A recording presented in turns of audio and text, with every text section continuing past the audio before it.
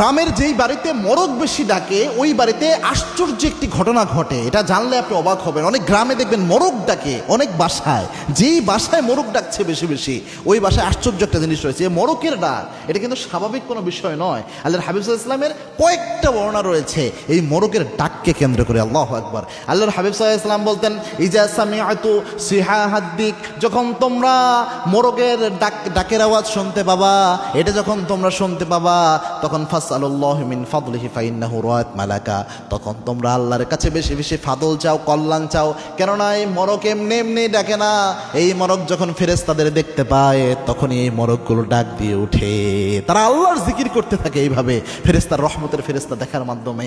এবং আল্লাহর হাবিব সাল্লাল্লাহু আলাইহি ওয়াসাল্লাম বলতেন, লা তাসুবুদ্দিন, তোমরা মরককে গালি দিও না। এই মরক যে চিল্লাচিল্লি করে সকালবেলায় গালি দিও না, কেননা এরা নামাজের জন্য তোমাদেরকে ডাকিয়ে দেয় এবং এরা এমন কিছু দেখে যা তোমরা তোমাদের চোখ দিয়ে দেখতে পারো না।